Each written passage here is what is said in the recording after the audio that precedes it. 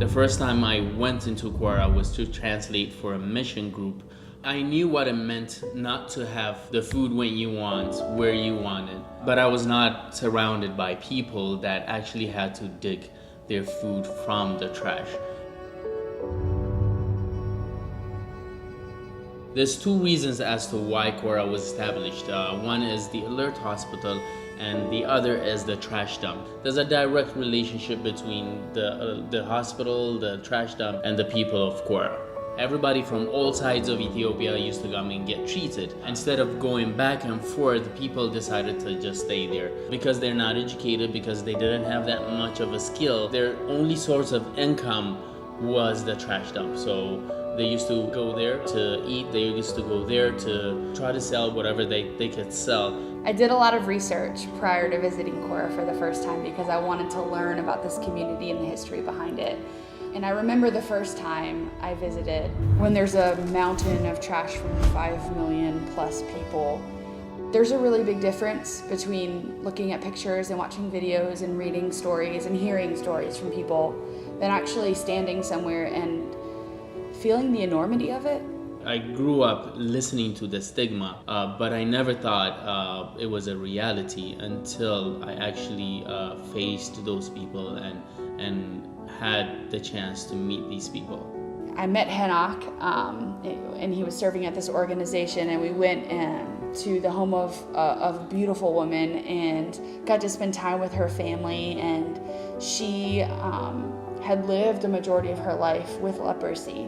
And the thing about people who have leprosy, they can be cured from leprosy, but they still bear the scars and marks of leprosy for the rest of their life. I'm sitting in this mud hut with mud floors, and I'm getting to know this woman's story and hearing what it really was like to feel like people look down on you and to feel like you have no opportunity to get a job because someone doesn't want to hire you because of the reality of your situation. And I remember, I will never forget sitting in that mud room, hearing her story and having a chance to look in her eyes and say, you are beautiful and you are worthy and God has something huge for you and God loves you and God made you and he knows you and he knows your name and he knows where you live.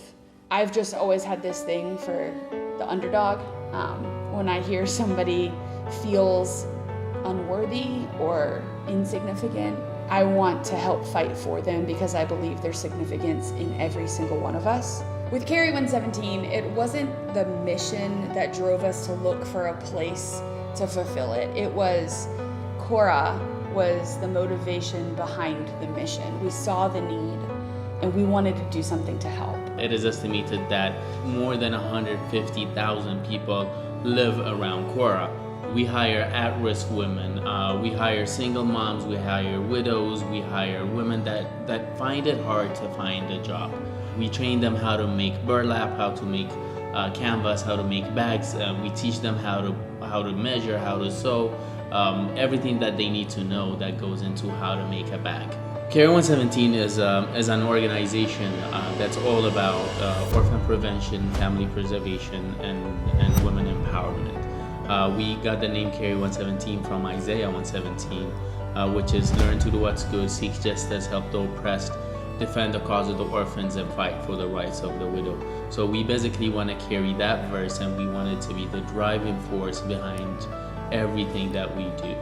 In addition to providing sustainable income for these families, Carry 117 really has a holistic approach where we address the physical, mental, social, emotional, and spiritual needs of women and children as they navigate what it looks like to overcome circumstances and seek empowerment for themselves. When you purchase a Carry 117 product, you are directly empowering and enabling us to hire women across the world whose circumstances otherwise might not allow them to provide for themselves. Thank you guys for participating in our mission.